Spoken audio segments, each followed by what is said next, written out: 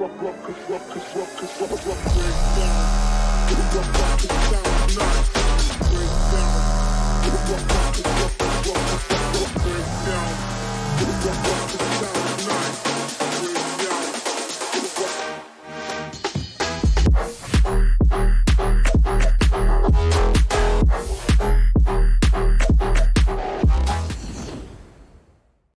evening, everyone. Happy New Year, and welcome to yet another segment of Monday Night Customs Analyst Desk. I'm your host, Geek, And it's Illuminati. and we have another set of exciting clips to review to ring in the new year. Without further ado, let's go ahead and kick things off. Illuminati, what do we have here this week? Well, exciting team comps from both blue and red team, bringing to the table some great strategies. We've got Maokai and Pike on blue team. Maokai being increasing ban rate over the last several weeks, being a really solid team fighter. Great frontline tank for blue team there. And then we've got a pretty mixed composition. Aside from that, Pike is an assassin. Some mages, a ranged melee, and a melee mage, and then Kog'Maw as a tank shredder, probably a counter pick to the Cho'Gath.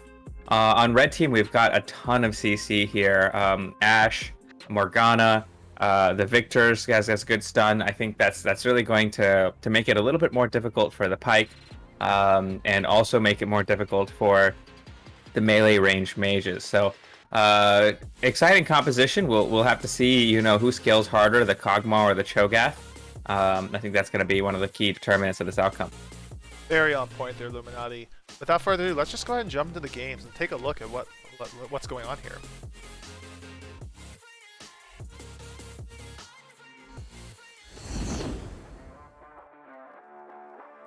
So, taking a look at our first clip, what do we have? Game's pretty early on. We're about 6 minutes in. Both teams kind of poking a little bit back and forth. Silas managed to get an Ashe error here. This could be a big opening for blue team here, who does have a little bit of initiation problems. Gets a hit on Ashe here. No real capitalization on that. But now Maokai goes in deep, and we have blue team currently trying to make the most of this fight. But red team doing a really good job of stopping blue team from going in. Most of blue team now super low here.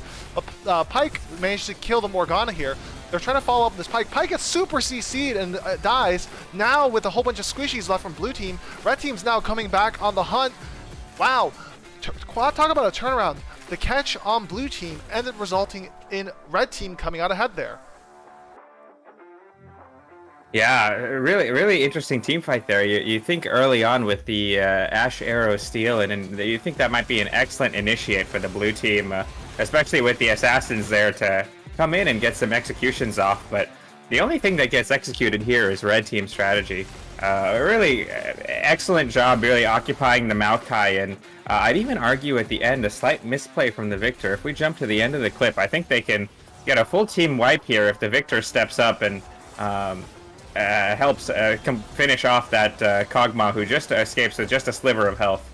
At this point, I think the Victor can follow Ashe and get that last piece of poke off, and that might have made the difference in getting some tower damage. I do want to stress the minor nature of the misplay there too, because I feel like it gets a kind of a coin toss there. If Victor kind of goes in, Seraphine does just have a very easy to hit Q there, which could catch the Victor and take Victor out. But that's a surprising thing. Right now we have the game just starting.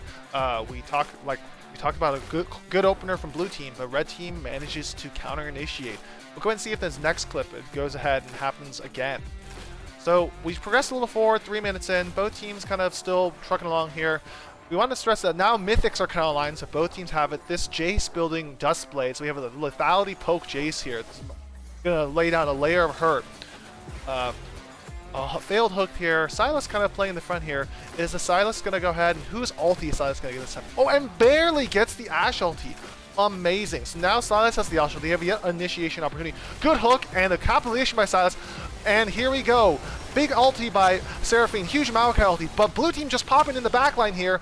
Red team again capitalizing this. Continue to punish the blue team. And suddenly it's just Maokai. Where did all of blue team go?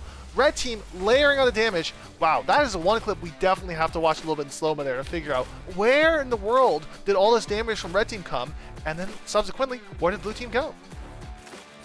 Yeah, I mean, I think, again, a great initiation from blue team. I think the bursting down of the Victor is great, but Jace, I mean, putting the team on his back and just getting so much damage in from a very healthy range.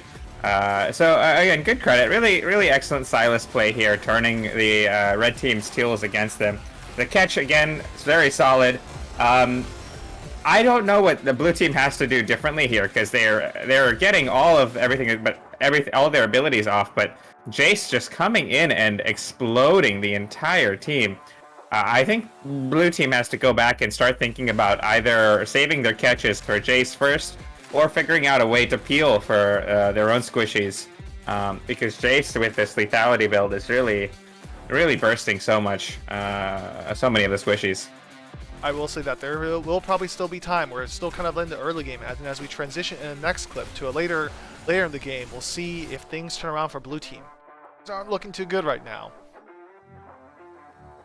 Alright, now we're in the last clip. We're at 15 minutes, and now if you look at these items across the board, we can see that we have a 3-item Cogmaw, we have a lot of mythics online for folks, and something very interesting here as well. We have a 2-item Maokai that has a Jockshow and a Knight's Vow, no shoes. So that is some spice there, and possibly greedy here. Cho'Gath kind of doing the there with the Heartsteel. We'll go ahead and see what happens this clip. And so things moving forward. Red team continuing the poke from Jace. We have both teams kind of playing pretty cautiously here, but the Ashe ulti stolen again by Sylas. Now they collapse on Victor. Victor pops immediately. Maokai locking down the Jace, and Jace getting popped back. We have Kog'Maw here layering the damage. Morgana trying to stop the blue team from advancing, but unable to. Now it's Morgana down. Blue team, everyone's still up. Now they're progressing the tower. I think if red team is not careful, this could be the end of it. Still trying to look for her. They're still searching, getting a big hit. Bloody Sunday going in deep, hunting down the Ashe, and there goes all the damage from red team. Blue team continue to advance here, and now I think that might be it. With 15 minutes to go, we have all of blue team up, sieging in. I think that's about it. Lumen, walk us through. What else do you see there? And I think this creep continues, right? Because this really shouldn't be it. I mean, all of red team should be respawning now, and they've got 2 towers up. But I think incredible here, if we actually look at the Maokai tanking 2 towers, continuing to tank 2 towers, continuing to tank 2 towers. And you gotta wonder, how is his health increasing? So this Knight's Vow here, giving him enough health based on Kog'Maw's 3-item spike to tank 2 towers for, I would say, maybe 20, 30 seconds. Really, really incredible there. Both the Kog'Maw and the Maokai still alive at the end of that. Wow, that is one hell of a sustain coming from Maokai. Yeah, I think, really something to say about support items, to support a Fed ADC here. Really planning the spikes properly. It really helped them win not just 1 fight, but 2 fights in a row. The second fight being under 2 towers. That's pretty nuts. And goodness, and with that, you saw that blue team did manage to take the win there. Really turning a page once the Cogmaw came online and items kind of been there. It was a tougher game for Team 2 to play to continue to utilize that poke.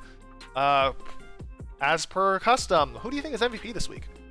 Well, several players really made a difference in this fight, in this whole match. And one thing I will call out, Bloody Sunday having several amazing initiates, even as a Sylas, stealing the Ashe arrow, getting CC layered on, closing the gap, getting damage in. But MVP this week is gonna be Doomgeek with Int Energy on the 2-item build, rushing Jack Show and Knight's Vow. But the timing and the execution was so excellent that at the end, he was lasting through every fight. But that end fight there, making an early ending possible, really helped close the gap early on. And I think that was really excellent frontlining, really interesting, and really advancing the meta, I think, for what a frontliner should do. So we'll see if we see any more of that energy here in Monday Night Customs. Oh, you're far too kind, far too kind. Well, Thanks all y'all for joining us this evening. We're looking forward to what exciting new gameplay y'all will bring today at the Howling Abyss. And with that, I'm Doom Geek. It's Illuminati. Thanks for joining us. Good luck on the Abyss.